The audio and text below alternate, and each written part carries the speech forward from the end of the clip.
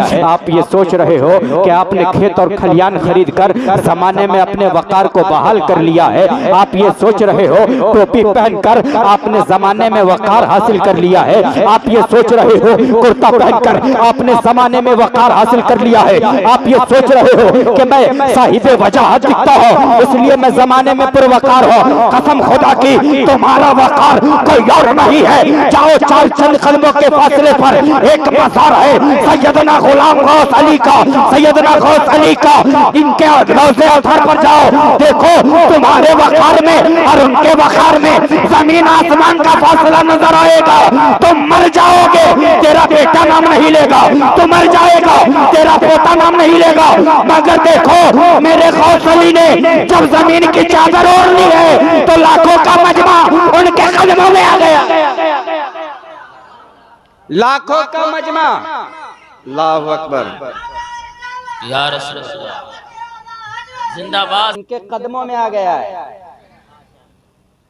माशाअल्लाह हजरत, आप ही लोग तो सही तबलीग कर रहे हैं, तकरीर में भी पैसा देना जायज है, ठीक है। मसला पैदा हुए हो के घर में पैदा हुए हो इसलिए मुसलमान कहला रहे हो। मकसूद आलम के घर में पैदा हुए हो इसलिए मुसलमान कहला रहे हो। वारिस अली के घर में पैदा हुए हो इसलिए मुसलमान कहला रहे हो। अमामिया रकीमुद्दीन के घर में पैदा हुए हो इसलिए मुसलमान कहला रहे हो। कुरान कहता है मुसलमान घराने में पैदा होने की वजह से मुसलमान मत कहलाओ। अपने किरदार को गौस अली के किरदार में ऐसे ढाल लो, ऐसे ढाल लो कि तुम्हारी सब में भी मुस्तफा की सीरत का जलवा नजर आए, तुम्हारे शाम में भी मुस्तफा की सीरत का जलवा नजर आए, तुम्हारे किरदार में भी मुस्तफा की सीरत का जलवा जलवा। या अय्युहल्लज़ीना आमनू आमिनू, ऐ ईमान वालो ईमान लाओ। अल्लामा इकबाल ने कहा था ना, वज़ा में तुम हो नसारा तो तमद्दुन में हुनूद। ये मुसलमान है जिन्हें देख के शर्माए यहूद। आज मुसलमानों का कोई ऐसा घटिया अमल नहीं है जो मुसलमान नहीं करता है। इसके तस्फिये की जगह यही है, सुथरा होने की जगह यही है कि बुजुर्ग। तीसरा अल्लाह का कलाम कुरान। इन तीन के अलावा इस्लाम में कोई शायर नहीं है। सऊदिया के किंग ने यह बयान दिया। मगर जब अल्लाह ताला दीन लेता है तो अक्ले का तीन ही इस्लाम में शायर है, खाना काबा, मस्जिद नबवी और कुरान मुकद्दस। इन तीन के अलावा इस्लाम में कोई शायर नहीं है। मगर कुरान कहता है इन्ना सफा वल मरवता मिन शाइरिल्लाह, बेशक सफा और मरवा अल्लाह की निशानियों में से है। अमामिया ये पहाड़ी क्यों अल्लाह की निशानी बन गई? तो तारीख हमें ये बताती है हजरत इस्माइल अलैहिस्सलाम की वालिदा मखदूमा अपने बेटे की प्यास बुझाने के लिए दौड़ पड़ी है। कभी सफा कभी मरवा, कभी सफा कभी मरवा कभी सफा। ये दौड़ना खुदा को इतना पसंद आया, इतना पसंद आया, इतना पसंद आया कि सफा अल्लाह की निशानी बन गई, मरवा अल्लाह की निशानी बन गई। तो अब हसन रजा कादरी को कह लेने दो, जब एक वलिया की दाव से, जब एक वलिया की सही से सफा अल्लाह की निशानी बन सकती है, मरवा अल्लाह की निशानी बन सकती है, तो जो सैयदुल मुरसलीन की वालिदा मखदूमा हो, जो सैयदुल मुरसलीन की शहजादी हो, उनका मज़ार क्यों नहीं अल्लाह की निशानी बनती? हम सुन्नियों का ईकान है, सैयदना गौस अली का रोजा अल्लाह की निशानी है, गरीब नवाज का आस्ताना करम अल्लाह की निशानी है, गौसे आजम का बगदाद अल्लाह की निशानी है, इमाम हुसैन का करबला अल्लाह की निशानी है, इमाम काजिम का काजिमैन अल्लाह की निशानी है, इमाम आजम का आजमैन अल्लाह की निशानी। इन निशानियों का फायदा क्या है, प्रॉफिट क्या है? कोई भी काम बगैर फायदा के नहीं करनी चाहिए। बात समझ रहे हैं? इस वक्त का आदमी लोग प्रॉफिट के नाम पर सूद खाने लगा है। हाँ, 20,000 रुपया की जरूरत है, सामने वाले से मांगेगा नहीं देगा। का एक काम में लगा रहा हूं, सामने वाला भी अब मांगना सीख गया है। का एक बिजनेस है जिसमें 20,000 रुपया आपका लूंगा, 1 महीने के बाद उसे 30,000 बना के दे दूंगा। मजबूरी में कर्ज मांगने के ये सब तरीके हैं। वो जो पेशकश करने वाला है, जान लीजिए वो मजबूरी में इस तरह का स्टेप ले रहा है, कदम ले उठा रहा है, और आप जो दे रहे हो वो सूद दे रहे हो। जी। सूद की सिर्फ यही नौइयत नहीं है कि उसी वक्त तय कर दिया, कुछ लोग मजबूरी में इस तरह का कदम उठा रहे हैं और आगे चल करके धीरे धीरे उनकी जिंदगी मुकम्मल कर्ज तले दबती चली जाती है। घर बिक जाता है, जमीन जायदाद बिक जाती है। अल्लाह फरमाता है वक़रिदुल्लाह क़र्ज़न हसना, अल्लाह को कर्ज हसन दो फयुदाइफु, अल्लाह उसे डबल कर देगा। सुभान अल्लाह। अल्लाह फरमाता है अगर नियत अच्छी रही अदाफन कसीरा, कई गुना कर देंगे। नियत अच्छी होनी चाहिए। अभी LIC का आदमी, अभी फिरोज अंबर साहब बहुत बीच में कंपनी कर रहे थे, अल्हम्दुलिल्लाह जी निजात मिल चुकी है उनको। हाँ, फायदा प्रॉफिट जब बताने आएगा एजेंट लोग तो आपका दिमाग घुमा देगा हजरत। हाँ, 2 लाख रुपया दीजिए और हर महीने 25,000 रुपया लीजिए। हाँ, 2 हफ्ते के बाद पता चलता है कंपनी गई कहाँ, भाग गई। ऐसा ही हो रहा ना भाई। आमा मियाँ सहारा की हालत, सहारा बेसहारा हो गया है, LIC रास्ते पर आ गया है। ये दुनिया की कंपनियां हैं, आपके पास स्कीम लाने वाला स्कीम लाता है, 5 साल में जो आपने 50,000 जमा किया है उस 50,000 में से 30,000 रिप्ले हो जाएगा और 50,000 आपका बना का बना रहेगा। फिर 10 साल के बाद फिर आपको 35,000 मिलेगा, वगैरह वगैरह स्कीम बताते हैं कि नहीं। यानी वो आपके पास पॉलिसी ला करके जब सेल करता है तो वो ऐसी जन्नत दिखाता है जो जन्नत तैयार भी नहीं है। जी, बहुत उम्दा। ऐसे नजारे दिखाता है जैसे नजारे इम्कान में नहीं है। मगर क्या कहोगे, इन्नल्लाह अला कुल्ली शैइन कदीर, अल्लाह कादिर मुतलक है, कादिर मुतलक। अगर वो अपने दुर्वेशे कामिल वलीउल्लाह के आस्थाने पर किसी मुरीदे सादिक ने, किसी आशिके सादिक ने लंगर का खाना लिया है और उसके हिकारत के गरज से जो फेंका हुआ था उठा लिया, कसम खुदा की रहमत हक बहानमी जोयत बहानमी, अल्लाह की रहमत उसे माफ कर देंगे। रास्ते पर एक कांटा दिखा, कांटा नजर पड़ी, मेरे किसी मोमिन भाई को चुभ न जाए, हटा दिया। अल्लाह की रहमत जब झूम जाएगी तो उसी कांटा के हटाने के सदक़े में तुम जन्नत की बहारें पालोगे। मगर इस वक्त तवाज़ुन बिगड़ा हुआ है हमारे मुआशरे का। मौलाना हजरात थक चुके हैं, जगह जगह के तुझे थक चुके हैं हंगामे। निशात तो लज्जत रूहे रबा बदल डालो, गलत रवि से मनाजिल का बोध बढ़ता है, मुसाफिरों रविश कारवा बदल डालो।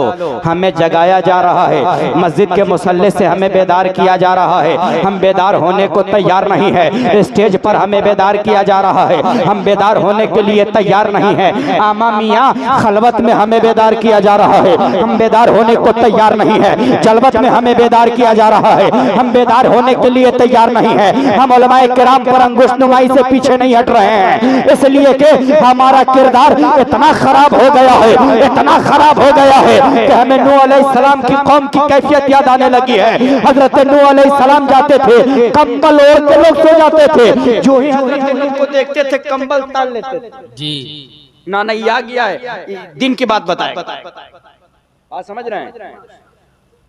ये आ गया है, शरीयत की बात बताएगा, जल्दी से कंबल तानो, नूह आ रहा है, जल्दी से कंबल तानो, याकूब आ रहा है। कसम खुदा की, अल्लाह फरमाता है कुंतुम खैरा उम्मतिन उखरिजत लिन्नास, तुम सबसे बेहतरीन उम्मत, तुम सबसे प्यारी उम्मत हो, तुम सबसे बेहतर उम्मत हो।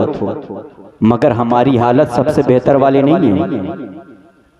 एकदम मैं अपनी गुफ्तगू समेटने चला हूं, आप थोड़ा साथ निभाइए, जरा मोहब्बत से बोलिए या रसूल अल्लाह। दोनों हाथों को फजाओं में लहरा के या रसूल अल्लाह, या हबीब अल्लाह, मुलाइजा फरमाए इनकी बारगाह में आने से क्या होगा?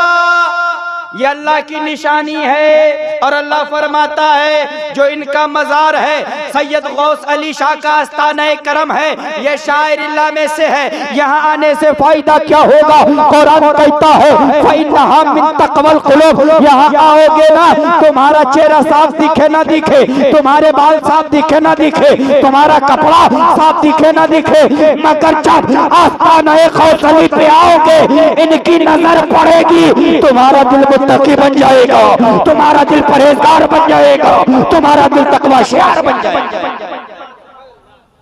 और जब तुम्हारा दिल तकवा शियार बन जाएगा, ये करेंगे क्या? कहा नमाज बाद में पढ़ो, रोजा बाद में रखो, हज बाद में करो, पहले एक काम करो, वो काम आज आप सीख के जाओ। हम लोगों का दिल बहुत मैला हो गया है।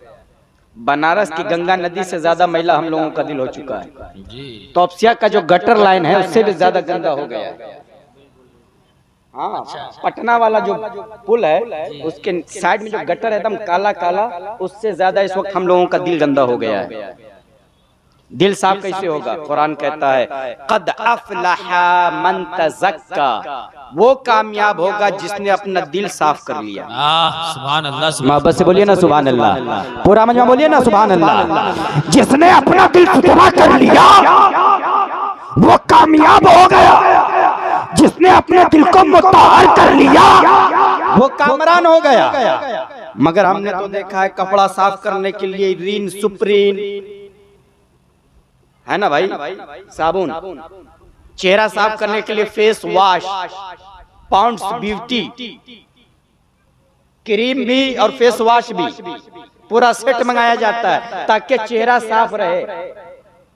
घर साफ करने के लिए अनवाओ अक़साम के आलात का इस्तेमाल कर दिया गया है। टाइल्स को कैसे साफ किया जाएगा? आलाए तस्फिया मौजूद है। दीवार को कैसे साफ करेंगे? आला मौजूद है। चेहरा कैसे साफ करेंगे? आला मौजूद है। कुर्ता कैसे साफ होगा? आला मौजूद है। व्हाइट कपड़े में अगर डार्क दाग हो गया हो तो आला मंगाइए 60 रुपया में, चंद कतरे गिराइए, वो दाग धीरे धीरे धीरे धीरे खत्म हो जाएंगे, है ना भाई। दांत साफ करने के लिए हाँ ब्रश, मिसवाक वगैरह का इस्तेमाल करते कि नहीं। दिल कैसे साफ होगा? पूछो किससे, किस बता तेरे पास कोई ऐसा आला है जिससे दिल साफ हो जाए? ऐ माइकल तू बता तेरे पास कोई ऐसा आला है जिससे दिल साफ हो जाए? ऐ जूली बता तेरे पास कोई ऐसा आला है जिससे दिल साफ हो जाए?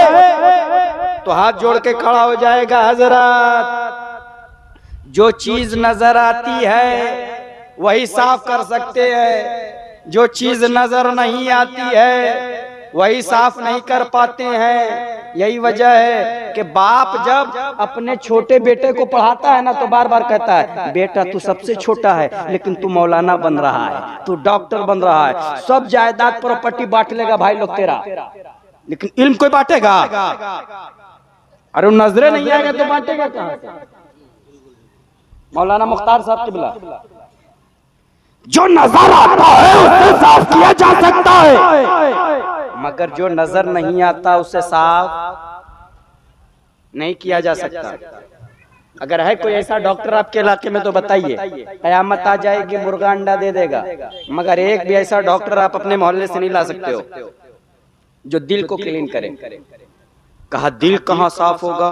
तो कहा दिल साफ करने के लिए मियाँ सरफ एक्सेल की जरूरत नहीं है, दिल साफ करने के लिए रिन सुप्रीम की जरूरत नहीं है, दिल साफ करने के लिए फेस वॉश की जरूरत नहीं है, दिल साफ करने के लिए अनवाउ अक़साम के आला की जरूरत नहीं है। दिल साफ करने के लिए सैयदना गौस अली के आस्ताने करम पर चंद लम्हे हाथ बांध कर दिल झुका कर खड़े हो जाओ, तेरे आँख से आंसू के चंद कतरे गिरेंगे और गौस अली अली की निगाहे करम होगी, तेरा दिल साफ होता हुआ नजर आए। बेशक सुभान अल्लाह सुभान अल्लाह। बहुत निगाहे वली में वो तासीर देखी, बदलती हजारों की तकदीर देखी। और ये तो इनका वजूद ही करामत है भाई। सैयदना गौस अली शाह, इनका वजूद ही करामत है। जैसा कि हाफिज सलीम साहब भी बता रहे थे, मौलाना मुख्तार साहब भी बता रहे थे कि हजरत का मामला ऐसा था कि जिसे चाहा नवाज दिया, बेशक। और अगर कोई तनकीदी नजरिया लेके आया तो वहीं टांग दिया। हाँ, ऐसा टांगा है कि उसका वजूद तक नहीं नजर आता। लेकिन जिन्हें मेरे गौस अली ने सवारा है, ऐसा सुधारा है कि दुनिया तो सुधर ही गई है, आखिरत भी सुधर गई। औलिया की बारगाह को आप हल्के में मत लो। यहाँ आने से पहले, मजार पे जाने से पहले वुजू बनाओ, वुजू बनाओ। आप ये सोच रहे हो कि वली देख नहीं रहे, कसम खुदा की, मेरा बगदाद का जो गौस है ना, जिस पर भी करम की नजर डालता है उसके काशाने में आ जाता है। बरस पहले मशहूर बिजनेसमैन इजिप्ट का, मिस्र का हजरत, जिसका नाम था यूसुफ मिस्री, बहुत बड़ा ताजिर, और छोटा मोटा ताजिर नहीं, उसकी तिजारत मुख्तलिफ ममालिक में फैली हुई है। बोलूं या खत्म कर दूं? बोल दें। लंबी चौड़ी तिजारत, यमन में उसकी तिजारत, दमिश्क में उसकी तिजारत, सीरिया और शाम में उसकी तिजारत का हल्का फैला हुआ है, हिजाज में उसकी तिजारत, ईरान में उसकी तिजारत। इतना बड़ा बिजनेसमैन। लेकिन इसका एक तरीका यह था कि वो हर साल 11वीं से पहले सरकार बड़े पीर के आस्ताना करम पे जाता, दोनों हाथ बांधकर अर्ज गुजार होता, हुजूर आपकी 11वीं शहाना कर्रोफर के साथ मना रहा हूँ, अगर इस फकीर के काशाने पर, इस फकीर के गरीब खाने पर आपका नूरानी कदम पड़ जाए तो मेरी जिंदगी की मेराज हो जाए, मेरी जिंदगी की मेराज हो जाए। बरसों बरस से ये सिलसिला जारी रहा, उधेड़ उम्री में कदम रखा। यूसुफ मिस्री अचानक बीमार हुआ, और बीमार ऐसा वैसा नहीं, शिद्दत का बीमार हुआ, बीमार होता चला गया। हुक्मा बुलाए गए, अतिब्बा बुलाए गए, डॉक्टर बुलाए गए, नब्बाजी की मर्ज की तशखीस करने की कोशिश की, मगर मरीज़े इश्क पर रहमत खुदा की, मर्ज बढ़ता गया जुजू दवा की। जितना बड़ा हकीम है, जितनी दवाई कर रहा है, मर्ज बढ़ता जा रहा है। एक माह बाकी रह गया है। कितना? 1 महीना बाकी रह गया। यूसुफ मिस्री ने अपने बेटे को बुलाया, मेरे लाल, मेरे लगते जिगर, मेरे नूरे नजर, ताल आओ ना, इधर आओ मेरे लाल, मेरे ताजशाह फरजन, तुमने मेरी बात कभी नहीं टाली है। ऐसा लगता है इस साल गौसे आजम की 11वीं का एहतमाम तुम करो। यहाँ जैसे हुआ ना भाई, सैयदना गौस अली शाह रहमतुल्लाह ताला अलैह के आस्ताना करम पर हर साल इसी तारीख में यहाँ दीवानों का हुजूम इकट्ठा होता है कि नहीं होता है? उसी तरह यूसुफ मिस्री गौसे आजम की 11वीं मनाता था शाहाना करोफर के साथ।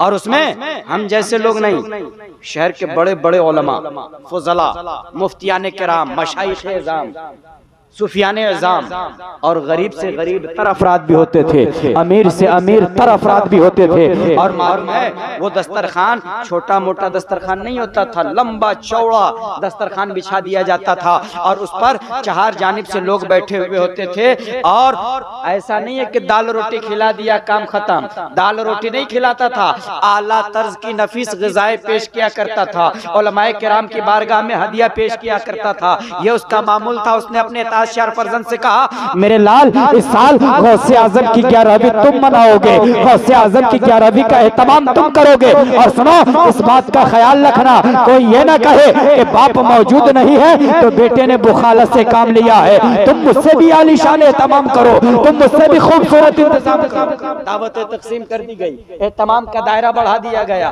दावतें तकसीम कर दी गई। उलमा के माबैन, शोरा के माबैन, सूफिया के माबैन, मशाइख के माबैन, फुकरा के माबैन, अवामुल नास के माबैन, हर एक के माबैन दावत पहुंच चुकी है। 1 हफ्ता बाकी रह गया, मर्ज की शिद्दत बढ़ी, बाप ने मायूसी का मुजाहरा किया, लगता है मेरे लाल मैं अब चंद दिनों का मेहमान रह गया हूँ।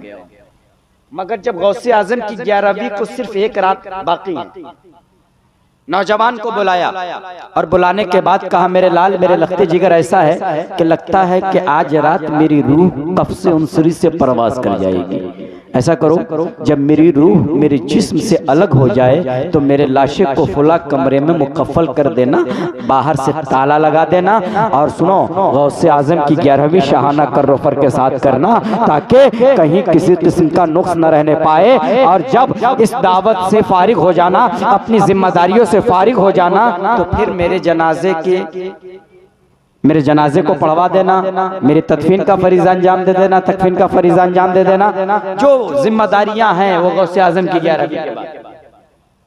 एताज यार बेटे ने देखा रात के तीसरे पहर यूसुफ मिस्री की रूह कब से उनसरी से परवाज कर गई। यूसुफ मिस्री के एताज यार फरजंद ने अपने आंखों से आंसू के चंद कतरे बहाए। एक एताज यार फरजंद कर ही कह सकता है, अपने बाप की नसीहत के मुताबिक, अपने बाप की वसीयत के मुताबिक अपने बाप के लाशे को मुतय्यना कमरे में मुकफ्फल कर दिया, बाहर से ताला लगा दिया। जब सुबह हुई है तो लोगों का जौक दर जौक हुजूम आ रहा है, एक वसी अरीज मैदान है, लोग आ रहे हैं, दस्तरखान चुन दिया गया है, अनवाओ अक़साम के खाने हाजिर कर दिए गए हैं, लोग खा रहे हैं, दुआएं दे रहे हैं, लोग खा रहे हैं, दुआएं दे रहे हैं। जूजू वक्त गुजरता रहा, धूप की शिद्दत गालिब आई। ऐसे आलम में एक दुर्वेश सिफत नूरानी बुजुर्ग, चौड़ी चौड़ी पेशानी है, बड़ी बड़ी आंखें हैं, चेहरे पर गुबार है, ऐसा लगता है लंबी मुसाफत तय करके आए हैं। नौजवान की नजर पड़ी, फकीर बाबा के करीब पहुंचे, कहा, फकीर बाबा दस्तरखान बिछा दिया गया है, चलिए ना मेरे दस्तरखान को ज़ीनत अता कर दीजिए ताकि मैं अपने फराइज से बरी हो जाऊं। फकीर बाबा ने कहा, आईना यूसुफुल मिस्री, यूसुफ मिस्री कहाँ है, बुलाओ। नौजवान ने कहा, इतना बड़ा इज़्दिहाम है, इतना बड़ा मजमा है, होंगे किसी गोशे में, कहाँ तलाश करूं? कहा, बेटा मैं तेरा मेहमान नहीं, मैं यूसुफ मिस्री का मेहमान हूं। मोहब्बत से पूरा मजमा। बेटा मैं तेरा मेहमान नहीं हूं, मैं यूसुफ मिस्री का मेहमान हूँ। नौजवान ने असरार किया, फिर अपने काम में मसरूफ हो गया। चंद सानिये के बाद फिर नजर पड़ी, फकीर बाबा वहीं खड़े हैं, चौड़ी चौड़ी पेशानी, बड़ी बड़ी आंखें, नूरानी चेहरा है, ऐसा लगता है लंबी मुसाफत तय करके आए हैं। नौजवान करीब पहुंचा, कहा, फकीर बाबा चलिए ना हमारे दस्तरखान को ज़ीनत अता कर दीजिए ना, ताकि मैं अपनी जिम्मेदारियों से सबकदोश हो जाऊं। फकीर बाबा ने कहा, यूसुफ मिस्री कहाँ है, यूसुफ मिस्री को बुलाओ। नौजवान ने असरार किया, फिर मसरूफ हो गया। जब तीसरी बार नजर पड़ी तो नौजवान की आंखों में आंसू के चंद कतरे डबडबाने लगे। फकीर बाबा से मिन्नतें समाजत की, फकीर बाबा मेरे दस्तरखान को ज़ीनत अता कर दीजिए ताकि मैं अपने मनसब से फारिग हो जाऊं, ताकि मैं अपनी जिम्मेदारियों से बरी हो जाऊं। फकीर बाबा ने कहा, बेटा यूसुफ मिस्री कहाँ है, यूसुफ मिस्री को बुलाओ। फकीर बाबा से असरार नौजवान करता रहा, फकीर बाबा से असरार करता रहा। नौजवान ने कहा, कान में सरगोशी की, फकीर बाबा आप मेरी बात क्यों नहीं मानते? उनका इंतकाल हो चुका है, उनका लाशा मैंने फुला कमरे में फुला मकाम पर मुकफ्फल कर दिया है। ले चलो दिखाओ। चलो नौजवान आगे आगे पीछे पीछे फकीर बाबा, नौजवान आगे आगे पीछे पीछे फकीर बाबा। एक दरवाजे के करीब ले जाया गया, दरवाजा खोला गया, नौजवान अंदर दाखिल हुआ और फकीर बाबा से मुखातब होकर कहता है, फकीर बाबा आप मेरी बात नहीं मानते ना, आप मेरी बात पर यकीन नहीं करते ना, आइए देखिए ये यूसुफ मिस्री का लाशा पड़ा हुआ है। फकीर बाबा हल्के कमरे में दाखिल हुए, हल्के हुजरा में दाखिल हुए और क्या देखते हैं, कहते हैं, यूसुफ मिस्री क्या यही मेहमान नवाजी का तरीका है, क्या यही मेहमान नवाजी का दस्तूर है? मेहमान को बुला लो, खुद गायब हो जाओ। तेरी ना ख्वाहिश थी ना कि बगदाद का पीरे पीरा तेरे घर आ जाए, तेरी ना आरज़ू थी ना मीरे मीरा तेरे घर आ जाए। एक ज़र्ब लगाई है और कहा, कुम बिज़निल्लाह, इतना कहना था यूसुफ मिस्री उठकर बैठ गया। जिंदाबाद जिंदाबाद, सुभान अल्लाह। यूसुफ मिस्री उठकर बैठ गया है। सोचो, गौर करो, जब तलबे सादिक हो तो कभी खाली नहीं जाती है, मगर तलब अगर दिखावे वाला हो, हम तो गौस अली शाह के दीवाने हैं, जलसा छोड़ करके मेला में घूम रहा है, बच्चों के लिए खिलौना खरीद रहा है। ये कैसा दीवाना है? हम गौसल शाह के मस्ताने हैं, चूड़ी खरीद रहा है, रिबन खरीद रहा है, टिकली खरीद रहा है। कैसा दीवाना है? दीवाने का काम ये होता है, दीवाने का तरीका ये होता है कि दीवाना अपने मौला से, खादिम अपने मखदूम से, गुलाम अपने आका से चंद लम्हों के लिए भी दाएं बाएं नहीं रहता, चंद लम्हों के लिए भी दाएं बाएं नहीं रहता। सोचो हमारा क्या अंजाम होगा। हम आए उर्स में ना, अल्लाह की निशानी है इनका रोजा, और इनके रोजे पे आने के बाद दिल की सफाई होगी। बेशक। आप क्या सोच रहे हो? गवर्नमेंट बदलती है, सरकार बदलती है, माफ करना, सरकार तो मेरे गरीब नवाज की है। बेशक, सुभान अल्लाह। और ये मैं नहीं कह रहा, बिरतानिया का सदर हिंदुस्तान आया था। जैसे आज से कुछ साल पहले ट्रंप आया था, तो चाइना की दीवार बनाई गई थी गुर्बत व अफलास को छिपाने के लिए जी, कहीं झुग्गी न दिख जाए। वैसे बिरतानिया का सदर जब हिंदुस्तान आया था तो उसके घूमने के लिए, सैर तफरी के लिए चंद मकामात की तखसीस की गई। लाल किला जाएंगे, कुतुब मीनार जाएंगे, ताजमहल जाएंगे, चार मीनार जाएंगे और अजमेर जाएंगे। बात समझ रहे हैं आप? मैं जो बोल रहा हूँ समझ रहे हैं आप? तकरीर खत्म कर दें?